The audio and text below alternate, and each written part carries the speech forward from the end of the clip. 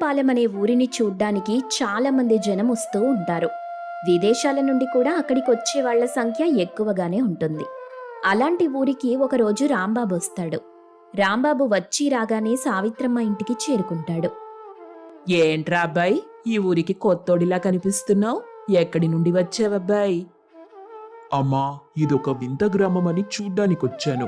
ఈ ఊళ్ళో సగం ఎండ కాస్తుంటే మరో సగంలో వర్షం పడుతుంటుందని విన్నాను. ఇప్పుడు కళ్ళారా చూస్తున్నాను. మా ఊరు కూడా బాగానే ఉండేది బాబు. కానీ ఇద్దరి వల్ల మొత్తం పరిస్థితే మారిపోయింది. ఆ ఇద్దరూ కానీ ఈ ఊరికి రాకుండా ఉండుంటే ఈ పాటికి మేం కూడా సంతోషంగా ఉండేవాళ్ళం. అవునా? ఎవరమ్మా ఇద్దరు? ఇప్పుడు వాళ్ళిద్దరూ ఊళ్ళోనే ఉన్నారా? ఉన్నారు బాబు. 3 పూటలా మెక్కుతూ దిట్టంగా పందిలా బలుస్తూ లక్షణంగా ఉన్నారు. వాళ్ళే ఇంట్లో ఉన్నారమ్మా? ఒకసారి వాళ్ళతో మాట్లాడాలనుంది. అంత ఉబలాట పడకు నాయనా. వాళ్ళిద్దరూ ఎక్కడో కాదు, ఈ కొంపలోనే తగలడ్డారు. నా దరిద్రం కొద్దీ వాళ్ళిద్దరూ ఎవరో కాదు, నా కోడళ్లే. సావిత్రమ్మ ఆ మాట చెప్పగానే రాంబాబు షాక్ అయ్యాడు. ఇంతలో ఆ ఇంట్లో నుండి అరుపుల శబ్దాలు వినిపిస్తాయి. ఆ అరుపులు చూసి భయపడిపోతాడు రాంబాబు. ఏంటమ్మా ఆ శబ్దాలు, అరుపులు? ఏదో కురుక్షేత్ర యుద్ధం జరుగుతున్నట్టు ఆ గొడవేంటి? అలా చూస్తూ ఉండు బాబు. నువ్వు అడిగావే, ఆ మహారాణులు ఇప్పుడేం చేస్తారో చూడు. అలా సావిత్రమ్మ అనగానే ఇంట్లో నుండి బయటకొస్తారు కాంచన, గంగ. వసే దిక్కుమాలిన మొహం, నీ మొహం చూస్తే కుక్కలు కూడా పారిపోతాయే. నీ మొహం చూసి ఆ కుక్కలు పారిపోవడం కాదు, ఊరేసుకొని చస్తాయి. నీకు పట్టిన శని ఇప్పుడు ఊరంతా చుట్టుకుంది. నీ వల్లే చాలా మంది ఊరొదిలి వెళ్ళిపోవాలని చూస్తున్నారు. వర్షంలో తడుస్తూ ఉండలేక ఇబ్బంది పడుతున్నారు. నేను శనిగ్రహం అయితే నువ్వేంటే? నీ వల్ల సగం ఊరంతా ఎండకెండుతుంది.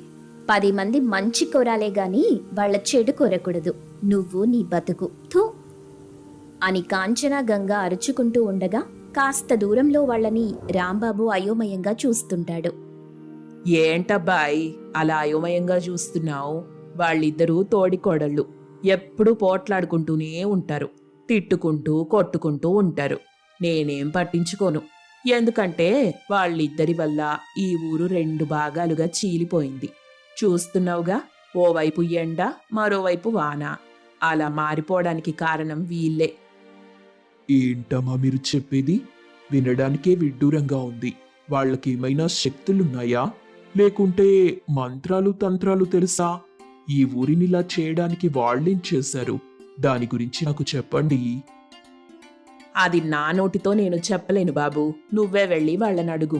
ఇంతకీ కడుపు నిండా ఏమైనా తిన్నావా బాబు? లేదమ్మా, ఇంకా ఏం తినలేదు. అయితే మరీ మంచిది. వెళ్ళు బాబు, వెళ్ళు. వెళ్ళి వాళ్ళనే అడుగు అంటూ సావిత్రమ్మ అక్కడి నుండి బయలుదేరుతుంది. సావిత్రమ్మ అలా వెళ్ళగానే రాంబాబు దీనంగా మొహం పెట్టి కాంచన, గంగ దగ్గరికి వెళ్ళాడు. పోట్లాడుకుంటున్న వాళ్ళిద్దరూ రాంబాబుని చూసి, ఎవరు బాబు నువ్వు? ఏం కావాలి నీకు? నేను ఈ ఊరి గురించి తెలుసుకోవడానికి వచ్చానమ్మా. ఇదొక వింత గ్రామమని అందరూ చెప్పుకోవడమే గాని అసలు వింత గ్రామంలా ఎలా మారిందో ఎవ్వరూ చెప్పటం లేదు. అందుకే దాని గురించి తెలుసుకోవడానికి వచ్చాను. ఈ ఊరు ఇలా మారడానికి కారణం మీరేనంట కదా. మీ అత్తగారే ఆ విషయం చెప్పారు. నిన్ను చూస్తుంటే చాలా అమాయకుడిలా ఉన్నావు. ఇంతకీ ఏమైనా తిన్నావా బాబు? ఆ మొహం చూస్తుంటే తెలియడంలే, ఇంకా ఏం తిన్నట్టు లేదు కదా బాబూ? అవునండి, ఏం తినలేదు. అయ్యో, ఆ విషయం చెప్పాలి కదా బాబు. పద తిందువు. తర్వాత తింటానండి. ముందు మీ గురించి చెప్పండి. అరే పదవయ్యా, తింటూ తెలుసుకుందువు అంటూ ఇద్దరు కోడళ్ళు రాంబాబుని తమతో తీసుకెళ్లారు. రాంబాబుని కూర్చోబెట్టి చాలా పెద్దదిగా ఉండే పల్లెం ముందుంచుతారు. ఆ పల్లెం నిండా భోజనం, తినుబండరాలు లాంటివి పెడతారు. వాటిని చూసి రాంబాబు భయపడిపోతాడు. ఏంటమ్మా, ఇవన్నీ నాకేనా? నేనిన్ని తినగలనా చెప్పండి? మా గురించి తెలుసుకోవాలంటే ముందు తినాల్సిందే. తింటాడులే అక్క, తినక చస్తాడా? ఏంటండి మీరు బలవంతంగా తినిపించాలని చూస్తున్నారు? ఇలా అయితే ఎలాగండి? నేను వెళ్ళిపోతాను. ముందు తిను, మేమింకా మా గురించి చెప్పటం మొదలెట్టలేదు. అక్క నువ్వందుకోవే. అలా గంగ చెప్పడంతో కాంచన గతంలోకెళ్ళి ఏం జరుగుతుందో చెప్తుంది. ఆ రోజు సరిగ్గా ఇలాగే ఒక బిచ్చగాడి ఇంటికొచ్చాడు. సాధారణంగా బిచ్చగాన్ని చూస్తే నాకు చాలా బాధ అనిపిస్తుంది. అందుకే నేను భోజనం తింటావా అని అడిగాను. అమ్మా, కడుపు నిండా తిని చాలా రోజులైంది. నువ్వేది పెట్టినా తింటానమ్మా. అలాగే ఇప్పుడే వెళ్ళి తీసుకొస్తానుండు. కాంచన అలా భోజనం తీసుకురావడానికి వంటగదిలోకెళ్తుంది. అలా వెళ్ళి ఇలా భోజనం తీసుకొచ్చేసరికి గంగ అన్నం పెడుతూ కనిపిస్తుంది. అది చూసి కాంచన కోపంతో రగిలిపోతుంది. ఏంటే, నేను అన్నం తెచ్చేలోపు నువ్వొడ్డించేస్తావా? ఇందులో తప్పేముంది చెప్పక్క? నాకీ అన్ని చూస్తే జాలేసింది. అందుకే నేను నాకు తోచిన సాయం చేస్తున్నా. అంటే పుణ్యఫలాన్ని నువ్వే మూటగట్టుకోవాలని చూస్తున్నావా? నాకేం అవసరం లేదా? నాకు రావాల్సిన పుణ్యం నువ్వు పొందాలనుకోకు. ఏంటక్కా నువ్వు పుణ్యం పుణ్యం అంటూ నా తల తినకు. అలా కాంచన గంగలు తిట్టుకుంటూ ఉంటే బిచ్చగాడు వాళ్ల గొడవ నాపాడు. అమ్మా, మీరిద్దరూ నాకు వడ్డించండి. మీ ఇద్దరి వంటలు నేను తినగలను. ఎందుకంటే నేను తిని చాలా రోజులైంది. అందుకే ఈరోజు కడుపు నిండా తినాలనుకుంటున్నా. వడ్డించండి అమ్మా, వడ్డించండి అంటూ బిచ్చగాడు అనేసరికి కాంచన గంగలు తమ వద్ద ఉన్న పదార్థాల్ని వడ్డిస్తారు. అలా వాళ్ళు వడ్డిస్తూ ఉంటే మరోవైపు తింటూ ఉన్నాడు బిచ్చగాడు. కడుపు నిండా తిన్న తరువాత, ఆహా, నా కడుపు నింపారు కదమ్మా. మీరు నన్ను తీర్చుకోలేను. అన్ని దానాల్లో కల్లా ముఖ్యమైన దానం అన్నదానం. నాకు సాయం చేసిన మిమ్మల్ని నేను మర్చిపోలేను. మీకేం కావాలో కోరుకోండి. హోయబ్బో, నువ్వేదో పైలోకం నుండి దిగొచ్చిన దేవుడిలా మాట్లాడుతున్నావే. కడుపు నిండా తిన్నావు కదా, ఇంక వెళ్ళయ్యా. నేను దేవునేనమ్మా. నా ఆకలి తీర్చిన మీరు నన్ను తీర్చుకోవాలి. చెప్పండమ్మా, మీ మనసులోని కోరిక ఏంటో చెప్పండి. ఏమే చెల్లి, ఈ మనిషి మనల్ని వదిలిపెట్టేలా లేడు. ఏదో ఒకటి అడిగేద్దామా? ఏమడగమంటావక్క? నాకేమడగాలో తెలియటం లేదు. నువ్వే ఏదో ఒకటి చెప్పు. అయితే నీ మంచి కోసం ఒకటి అడుగుతాను. ఏమయ్యా, నా చెల్లినెప్పుడు చల్లగా ఉండేలా చూడు. అయితే మా అక్కను వేడిగా ఉండేలా చూడు. అంతేలే, భలే అడిగావు. మన ఇల్లు ఒక్కటే అయినా మనవి వేరు కాపురాలు గదా. అలా నువ్వు చల్లగా ఉంటే నేను వేడిగా ఉంటే సరిపోతుంది. భలే చెప్పావే చెల్లి. ఈ దెబ్బతో బిచ్చగడికి దిమ్మ తిరిగిపోయి ఉంటుంది. వరాలు ఇస్తాడంట, వరాలు. మనం కోరుకోవాలంట. ఏదో దేవుడు దిగొచ్చి అడిగినట్టు మోహం చూడు. వెళ్ళవయ్యా, వెళ్ళు. వెళ్తానమ్మా. మళ్ళీ నేను రాకపోవచ్చు, కానీ మీరు అడిగినట్టుగానే వారాలు ఇస్తున్నాను. తీసుకోండి అని చెప్పి బిచ్చగాడు మాయమైపోతాడు. అది చూసి కాంచన గంగలు ఒకరి ముఖాలొకరు చూసుకుంటారు. ఏంటే, ఆ బిచ్చగాడు నిజంగానే మాయమైపోయాడు? నాకు ఆశ్చర్యంగా ఉందక్కా. కొంపదీసి నిజంగానే మనకు వరాలిచ్చాడేమో అని గంగ అనడంతో ఆ ఇంటికి సగం వైపు ఎండ కాస్తుంది, మరోవైపు వర్షం మొదలవుతుంది. అలా వర్షం పడుతూనే ఉంటుంది, మరోవైపు ఎండ అలాగే ఉంటుంది. అది చూసి తోడికోడళ్ళు భయంతో వణికిపోతారు. తాము చేసిన తప్పేంటో తెలుసుకొని కుమిలి కుమిలి ఏడుస్తారు. విన్నావు కదయ్యా, ఆ రోజు మేము ఏ బంగారమో డబ్బో కోరుకున్నట్టయితే చాలా బాగుండేది. మా ఊరి వాళ్ళంతా మమ్మల్ని తిడుతున్నారు. మేము ఆ బిచ్చగాడికి భోజనం పెట్టి తప్పు చేశామా? ఆయనకి మంచే కదా చేశాం. కాకపోతే బిచ్చగాడు నిజంగానే వరాలివ్వడని మేం సరదాగా మాట్లాడాం. దానికే ఇంత చెయ్యాలా? మాపై కాస్త కూడా జాలి లేదు ఆయనకి. సరేనమ్మా, మీరేం బాధపడకండి. మీ వల్ల కొందరికి మంచి జరిగింది, కొందరికి చెడు జరిగింది. జీవితంలో ఏది జరిగినా అది మన మంచికే అనుకోవాలి. మీరు కూడా అలాగే అనుకోండి. సరే బాబు, నీకింకా భోజనం వడ్డించమంటావా? చాలమ్మా, చాలు. మీ గురించి తెలుసుకున్నాను, నాకదే చాలు. నువ్వు తెలుసుకోవడమే కాదు, మా గురించి మేం తెలుసుకునేలా చేశావు. ఇక వెళ్ళిరా నాయనా. బుద్ధుంటే జీవితంలో ఎవ్వరినీ తక్కువ అంచనా వేయకూడదని మాకు ఆనాడే తెలిసొచ్చింది. అదే పాటిస్తూ ముందుకు సాగుతున్నాం. సర్లేండి, మీ బ్రతుకును మారి రోజు దగ్గరలోనే ఉంది. అలా రాంబాబు చెప్పగానే మాయమైపోయాడు. అప్పటి వరకు ఉన్న సగం ఎండ సగం వాన మాయమైపోయి మామూలు పరిస్థితి ఏర్పడుతుంది. అది చూసి కాంచన గంగ చాలా సంతోషిస్తారు. చూసావా చెల్లి, మన తప్పు మనం తెలుసుకున్నాం. అందుకే మనకు శాప విమోచనమైనట్టుంది. ఇకనైనా మన మాటని పొదుపుగా వాడాలక్కా.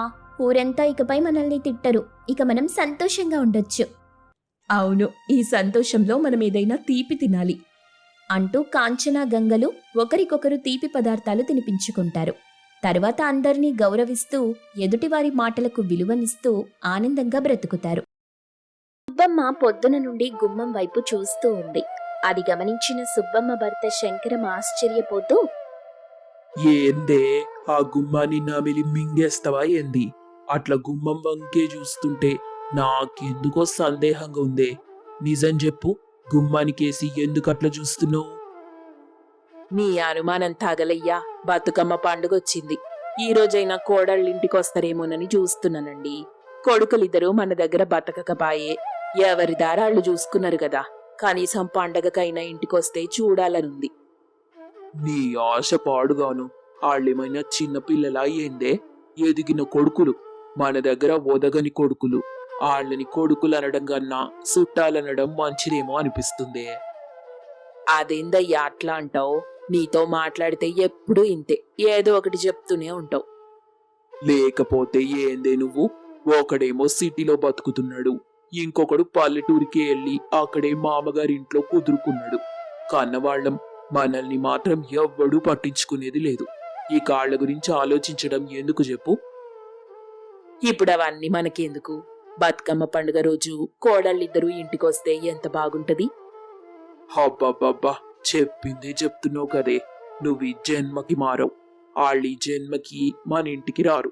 సూటపు సూపుగా ఊచిపోతారంతే.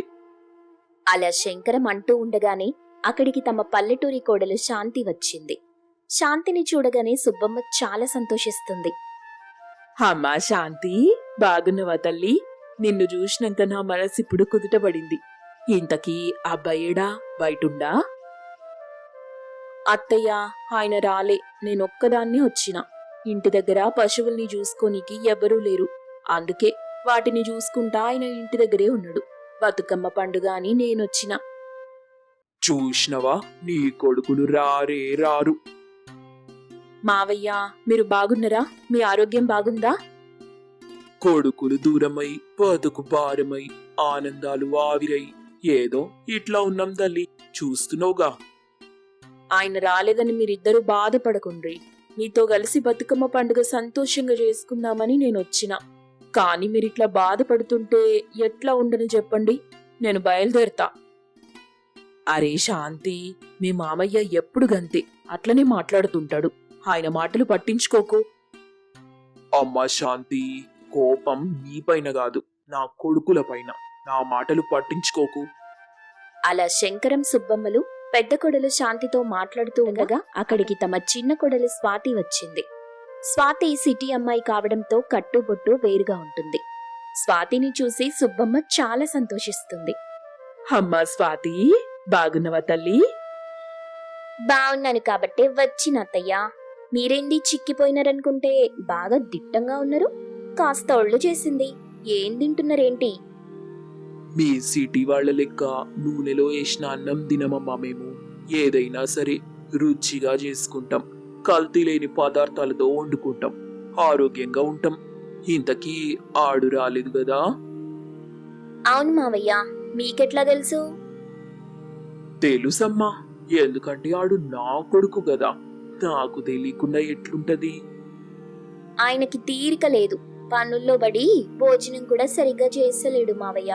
పండగ కాబట్టి నన్నింటికి పంపించిండు. అది కూడా రేపు పొద్దున్నే నేను వెళ్ళిపోవాలి.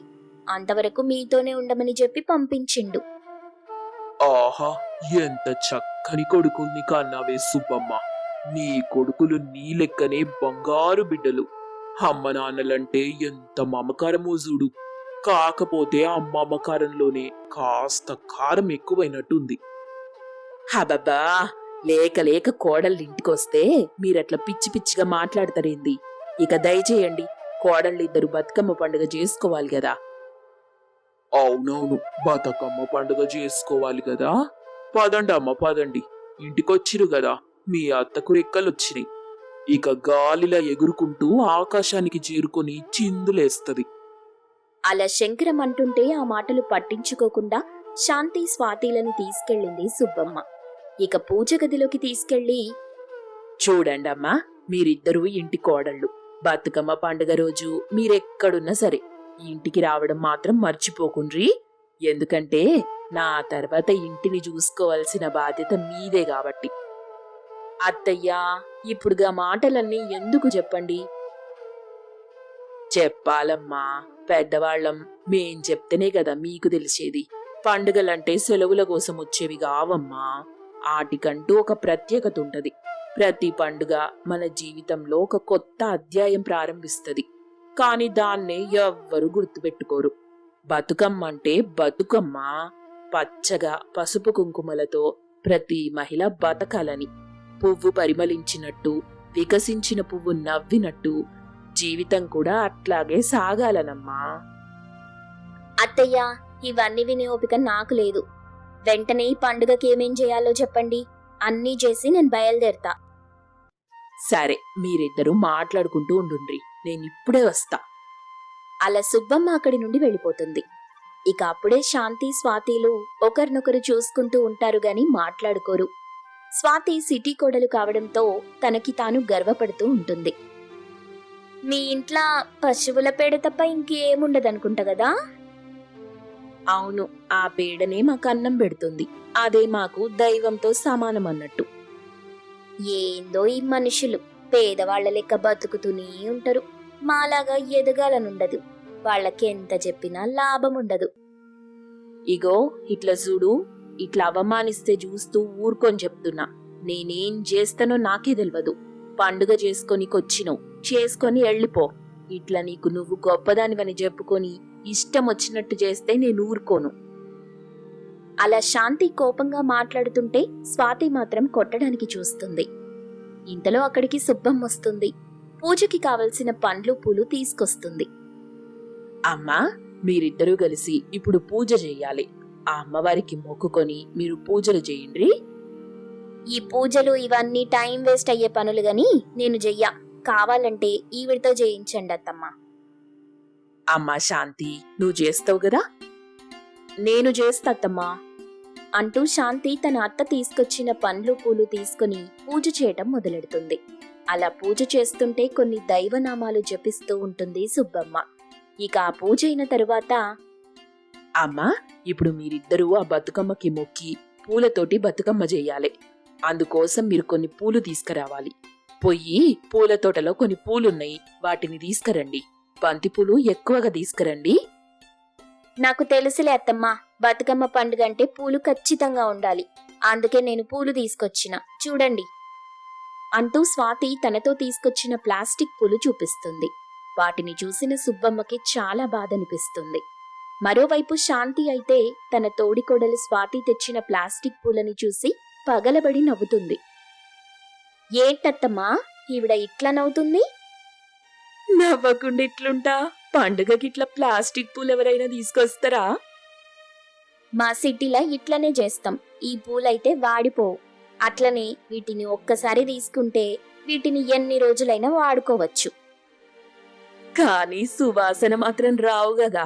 అదే గదా, జీవితం ఎప్పుడు పచ్చని ఆకులాగుండాలి. అట్లా పచ్చగా కనిపించే ప్లాస్టిక్ ఆకులా ఉండాల్సిన పని లేదు. అమ్మా, ఇప్పుడు అవన్నీ ఎందుకు మాట్లాడుతున్నారు మీరు? మీ పాటికి మీరు పండుగకి కావలసినవి చూడుర్రి. లేదత్తమ్మా, నేను చెప్పి తీరాలే. ఎందుకంటే ఇది బతుకమ్మ పండుగ గదా.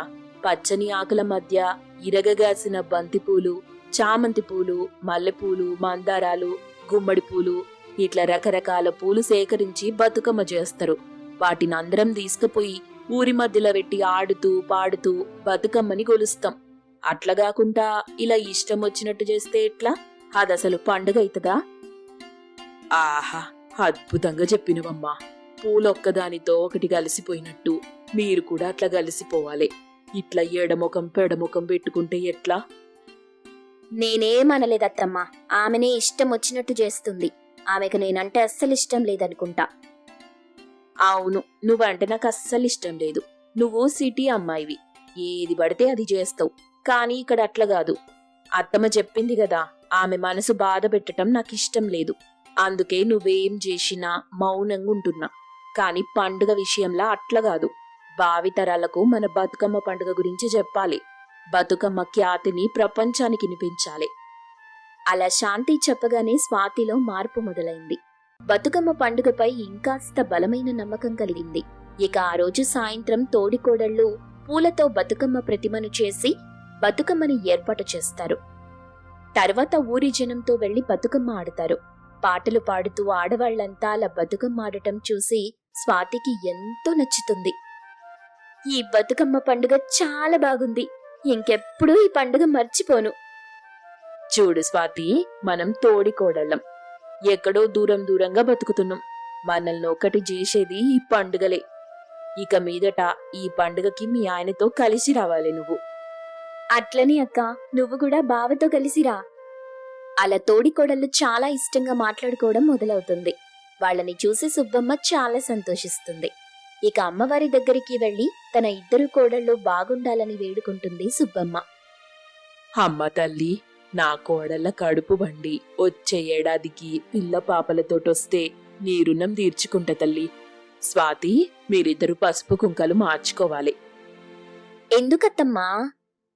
చూడమ్మా, ఒకరి సౌభాగ్యం ఎలా పచ్చగా ఉంటదో మరొకరి సౌభాగ్యం కూడా అట్లనే ఉండాలి. అదంతా ఆ దేవిదయ. అలా కోడళ్లతో బతుకమ్మ పండుగని వేడుకగా చేయిస్తుంది సుబ్బమ్మ. ఆ రాత్రి ఆ ఇంట్లో నలుగురు మంచి రుచికరమైన భోజనం తింటారు. మరుసటి రోజు ఉదయాన్నే స్వాతి తన ఇంటికి బయలుదేరుతుంది.